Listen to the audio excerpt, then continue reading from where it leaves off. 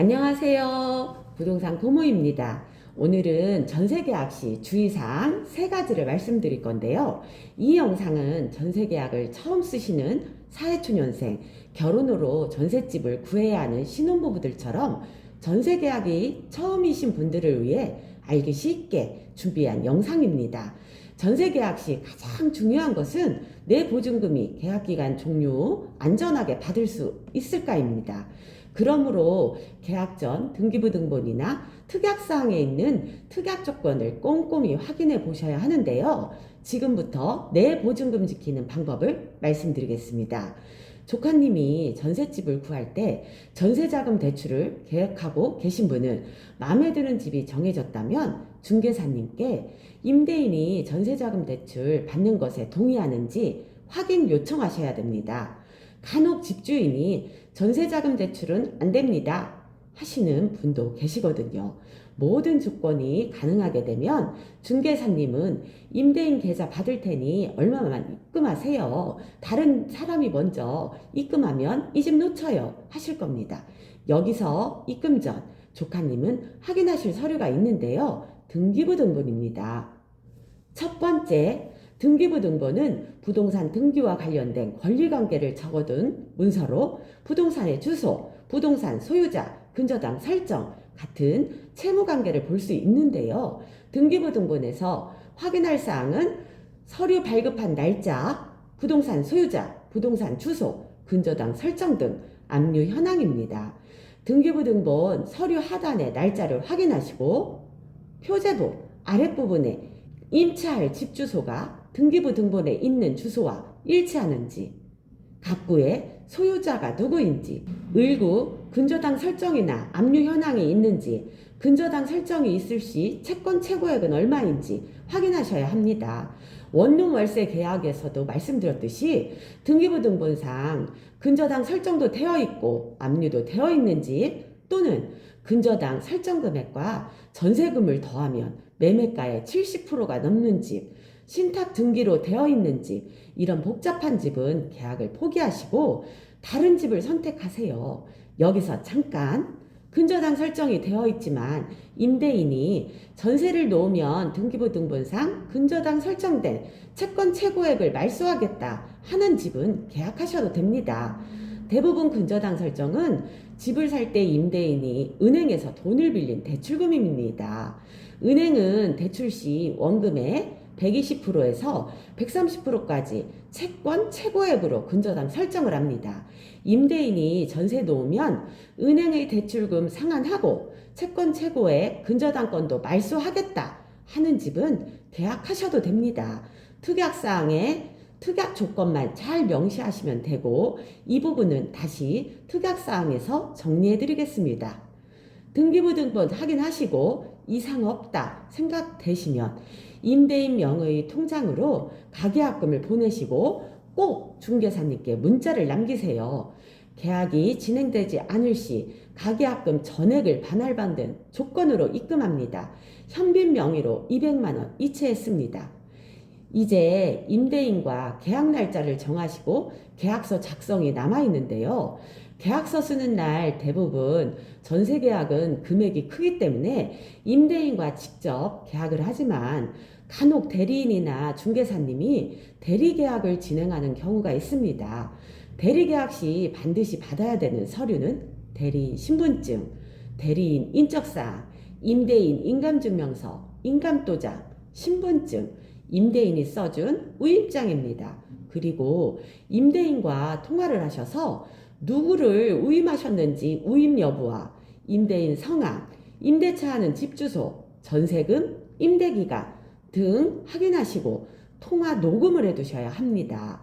임대인과 직접 계약서 작성 시는 등기부 등본을 이날 발급받으셔서 부동산의 주소와 전세 계약서에 있는 주소가 일치하는지, 갑구에 소유자가 을구 근저당 설정이나 압류 현황을 확인하셔야 합니다. 이제 계약서의 가장 중요한 특약사항인데요. 두 번째, 특약사항 주의할 점입니다. 조카님이 전세 계약할 집의 등기부 등본상 을구에 근저당 설정도 없고 압류 현황도 없는 깨끗한 집이라면 특약사항에 본 부동산은 임대기간 동안 근저당 설정 및 담보권을 설정하지 않는 계약이며 이를 위반 시 본 계약은 무효로 하며 임대인은 특약 위반으로 인한 손해를 배상하여야 한다. 특약 조건을 넣으셔야 되는데요. 이유는 조카님이 잔금날 잔금 이체하고 그날 확정일자와 전입신고를 하였지만 나쁜 마음을 먹은 임대인이 잔금날 대출을 실행시키는 경우가 있습니다. 이럴 때 집이 잘못돼서 경매로 넘어가게 되면 대항력 1순위는 은행이고 조카님은 2순위가 됩니다. 여기서 조카님은 나도 잔금 당일에 전입신고 확정일자를 받았는데 왜 2순위예요? 하실 겁니다. 전입신고는 돈을 받을 수 있는 권리고 신청일을 이길 0시부터 효력이 발생하며 보증금의 대항력을 갖게 됩니다. 확정일자는 우선 변제권이 발생되며 당일날 효력이 발생됩니다. 임대인이 잔금날 은행 대출을 실행시키면 은행 또한 대출해주는 날 근저당 설정을 합니다. 조카님은 전입신고 효력이 잔금 다음날 0시부터 발생되므로 잔금날 근저당 설정을 한 은행이 1순위고 조카님은 2순위가 되므로 혹시 모를 상황을 대비하여 특약사항에 안정장치를 해두는 겁니다. 또 한 가지는 전세계약할 집에 근저당 설정된 채권 최고액 전부를 말소 조건으로 전세계약하는 경우입니다.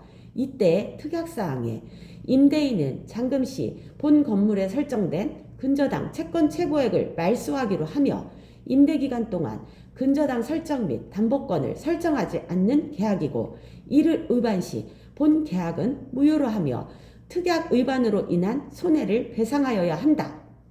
세상에 좋은 사람이 더 많지만 간혹 나쁜 마음을 먹는 사람도 있습니다. 임대인이 근저당 은행 대출금을 상환하고 상환 영수증까지 확인했지만 잔금 당일 다른 은행에서 대출을 실행시킬 수도 있기 때문입니다. 이럴 경우 조카님이 잔금날 확정일자 전입신고를 하였어도 2순위가 되므로 특약사항에 명시하는 겁니다.